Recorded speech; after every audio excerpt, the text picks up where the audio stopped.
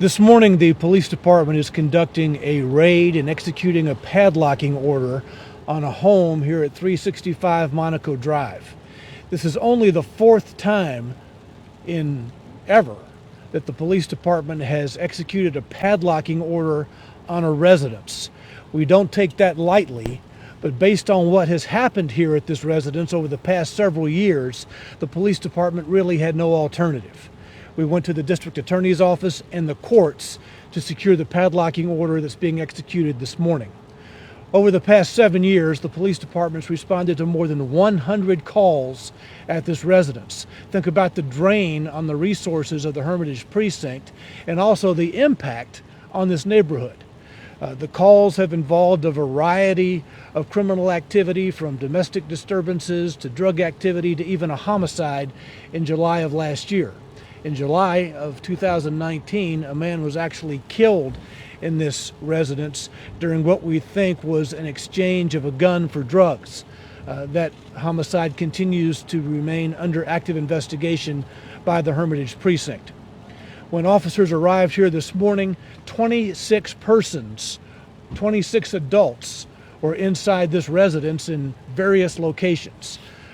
You can imagine the condition of the inside of the residence with 26 persons inside. Some are like the final straw. That was just one of the many factors looked into it, between the ongoing drug search warrants and just other criminal activity. So it all culminated in us doing this today. Sergeant Hotz. Okay, y'all, please, no face here now.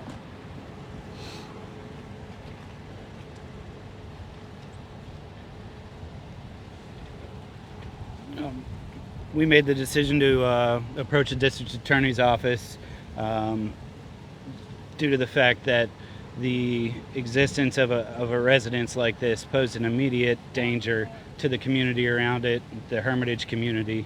There were constantly people in and out. There were a range of dangerous, violent felonies that have occurred here, to include a homicide. And the general root of all that crime seems to be the open drug sale and drug use that occurred inside this residence. And the police department felt that we could take no more. The citizens deserve better. So we built the case from the ground up, and today we're here to padlock it pending a further court hearing. Sergeant, I don't know if you were able to see the woman who stopped by earlier and expressed her appreciation and emotion. What does that do for you personally when you see something like that?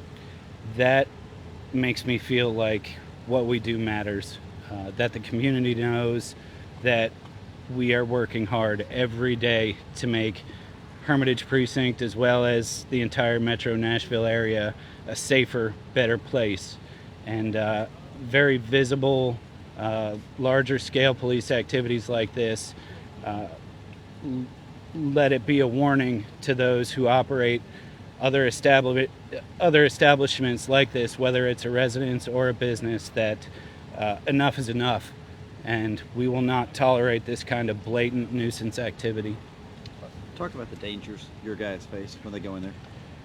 We had to have, before coming here, an entire safety briefing on the dangers that we may face. Honestly, the conditions inside are worse than I could have ever anticipated. This residence is known for the sale and use of both methamphetamine and heroin. So there's the imminent risk of an unintentional police overdose, which we had to prepare by issuing our officers Narcan. Then we also had to advise everybody to wear double sets of gloves here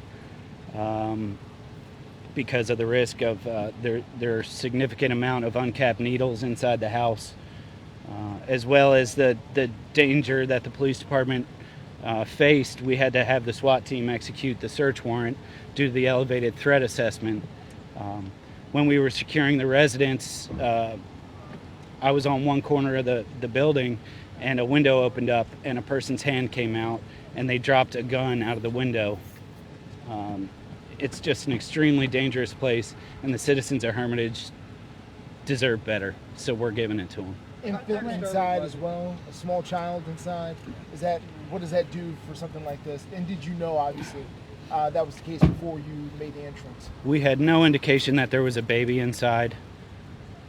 The worst room of the house as far as cleanliness level and hygiene is the room in which the infant was living. Were there any other animals in the house too? There were 2 dogs inside the house. Both dogs are unharmed. We had also, in terms of the baby, we had the Nashville Fire Department medics come and ensure that the baby was in good health, and it was. And the animals were remanded to the control of Metro Animal Control so that they can be safely housed until another housing situation can come up. What will happen to the baby? What's the grandmother? The baby went to the grandmother of somebody who was inside the house. Human waste around, I would imagine, I'm just trying to make sure we understand the picture here, sir. The picture in your mind's eye, it's worse inside the house. The odor, the scenes, there's food all over the place, there's fruit flies flying around. There is at least 1 bucket with human waste in it that I saw. It's terrible. Sir, and with all due respect, 7 years is a long time. Why so long? The investigations like this, the police department and the district attorney's office do not take actions like this lightly. As ADA Ryan said, it takes a while to build the case.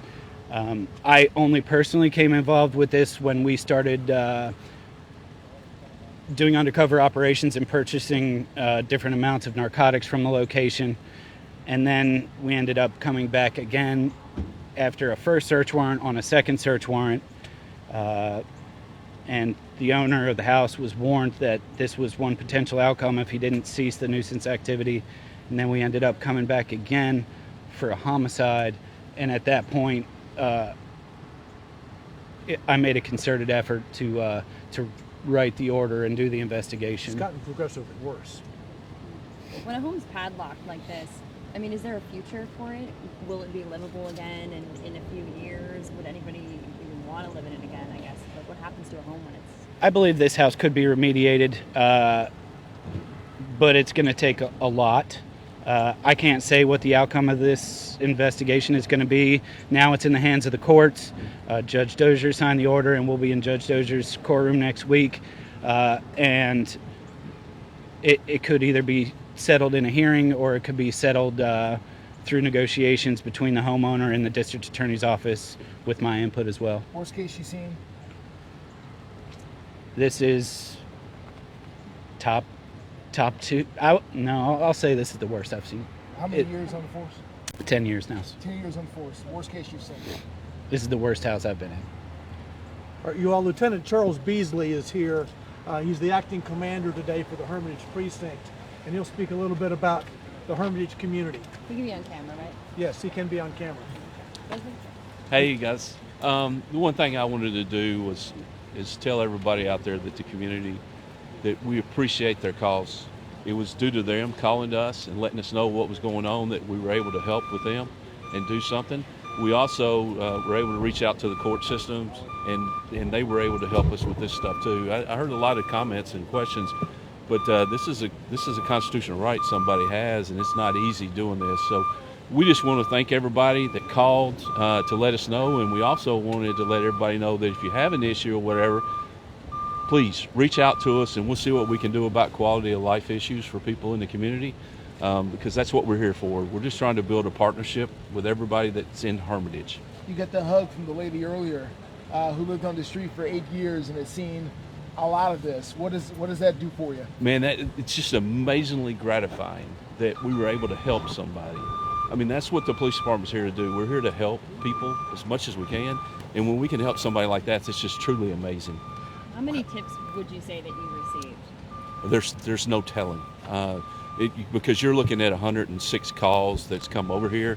So how many people that just called to say, hey, called the drug hotline or something and said this is what's going on over here? So it's immeasurable right now. How much of a drain has this been, this one house, on your precinct in particular? Like, how often do you guys, we saw the 109 calls, but I would imagine you guys are over here more often than that.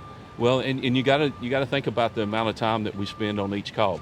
There's other people that are out having domestic issues or robberies or something like that we're being pulled to go to this house versus going to those. Hopefully, this will limit the amount of calls that we get here, and we'll be able to assist other people in different areas. Thank you all. Thank you.